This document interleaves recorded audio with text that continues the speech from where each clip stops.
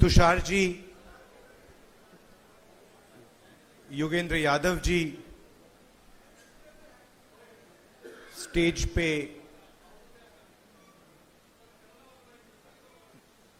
कैसे बोलें, मैं नॉर्मली वरिष्ठ नेता बोलता हूं, बट स्टेज पे एमिनेंट पर्सनैलिटीज, सोशल एक्टिविस्ट्स, और यहां हॉल में आप सब जो आए हैं, आपका यहां बहुत बहुत स्वागत, नमस्कार।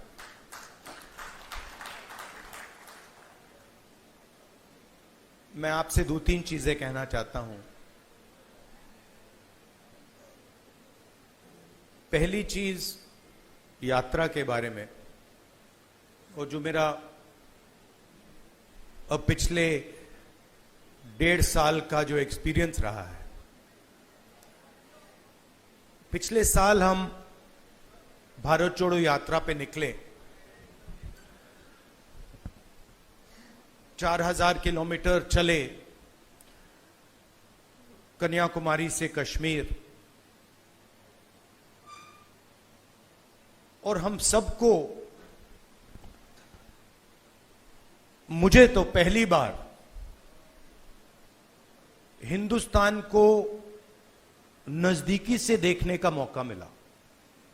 मेरे दिमाग में एक हिंदुस्तान था, एक इंप्रेशन था, और जैसे ही मैं चलना शुरू किया, वो इंप्रेशन टूटता गया, बदलता गया, और अंत में जब मैं कश्मीर पहुंचा, मेरा रियलाइजेशन ये था कि जिस चीज को मैं हिंदुस्तान मानता था, वो एक्चुअली हिंदुस्तान था ही नहीं। वो मेरे इमेजिनेशन का हिंदुस्तान था, अनइन्फॉर्म्ड हिंदुस्तान था। और ये जो मैं हिंदुस्तान भारत जोड़ो यात्रा में जिसको देखा है, ये भी एक प्रकार से अनइन्फॉर्म्ड हिंदुस्तान है। ये पहले वाले हिंदुस्तान से बेहतर इन्फॉर्म्ड है, मगर ये भी हिंदुस्तान की समझ नहीं है, सुपरफिशियल है। मगर उस यात्रा में दो चीजें बड़ी क्लियर थी। एक कि हिंदुस्तान नफरत का देश नहीं है, मोहब्बत का देश है, और इस देश में, इसके डीएनए में रिस्पेक्ट, मोहब्बत, ये बहुत गहरा है। तो चलते चलते मेरे दिमाग में यह सवाल आना शुरू हुआ कि अगर यह नफरत का देश नहीं है, यह पहला देश है जिसने इंडिपेंडेंस की लड़ाई मोहब्बत से लड़ी, और कोई देश है ही नहीं। मतलब कहते हैं कि civil rights movement, Gandhi ji की फिलॉसफी, उसने गांधी जी की फिलॉसफी का प्रयोग किया, मगर जो उनको डायरेक्शन किसने दिया? उनको डायरेक्शन गांधी जी ने दिया, हिंदुस्तान ने दिया। साउथ अफ्रीका में मैं गया था, मंडेला जी ने मुझे यही कहा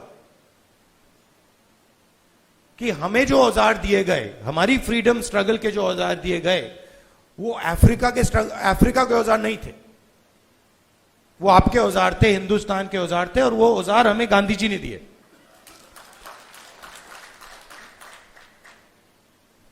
तो जब मैं चल रहा था, मेरे दिमाग में यह सवाल आया कि अगर हिंदुस्तान मोहब्बत का देश है, तो इसमें नफरत क्यों फैल रही है? क्योंकि इतना आसान नहीं होना चाहिए नफरत को फैलाना। हम कहते हैं बीजेपी नफरत फैलाती है, बट कोई ना कोई फाउंडेशन तो होगा, कोई ना कोई बेसिस तो होगी इस नफरत की। तो ये सवाल मेरे दिमाग में था और आस्ते आस्ते मुझे बात समझ आने लगी कि नफरत का कारण अन्याय है, कि ये देश में गरीबों के साथ, किसानों के साथ, दलितों के साथ, महिलाओं के साथ, युवाओं के साथ, सबके साथ हर रोज अन्याय होता रहता है। 2-3% लोग हैं इस देश में जिनको न्याय का एक्सेस मिलता है। 2-3%, ज्यादा से ज्यादा 5% लोग हैं। उनके लिए कोर्ट्स काम करते हैं, उनके लिए सरकार काम करती है, सारे इंस्टीट्यूशंस में उनके लिए जगह है। बट अगर हम 90% लोगों को देखें, उनके साथ 24 घंटा अन्याय हो रहा है। 16 लाख करोड़ रुपए 20-25 लोगों का कर्जा माफ हुआ। जीएसटी का पैसा है, जनता का पैसा है, किसानों का पैसा है, मगर किसानों का 1 रुपया माफ नहीं होता है। और मैंने सरकार के अंदर से देखा है, जब हमने किसान कर्जा माफी की बात उठाई, जब हम सरकार में थे, तो रिस्पांस मिला कि ये ठीक नहीं है, इससे किसान आलसी हो जाएगा।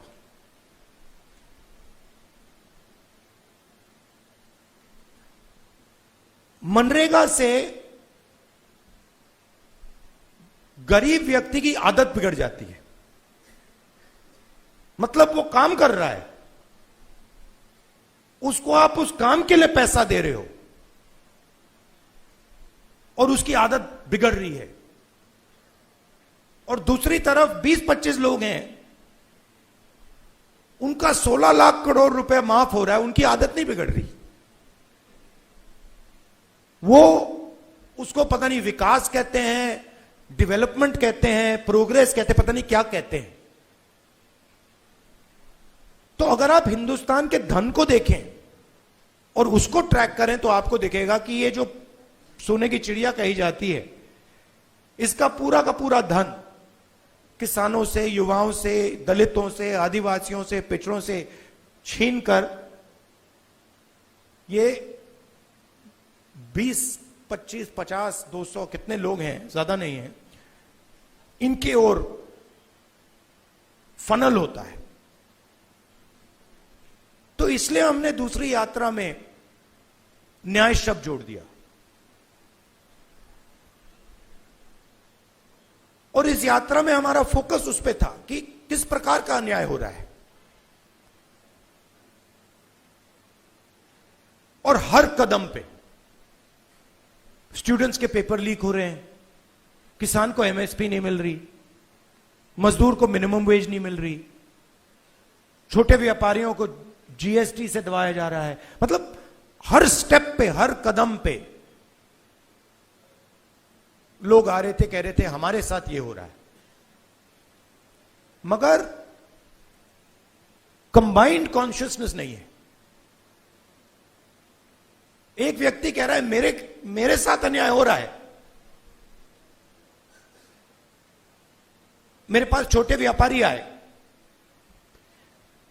गुजरात में, उन्होंने कहा कि जीएसटी से, नोटबंदी से हमें बहुत चोट लगी। मगर उसी डिस्कशन में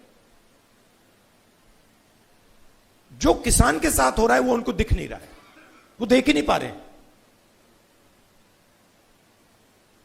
तो मेरे खिलाफ जो अन्याय हो रहा है वो मुझे दिख रहा है, मगर मेरे भाई के साथ जो हो रहा है मुझे दिख नहीं रहा है।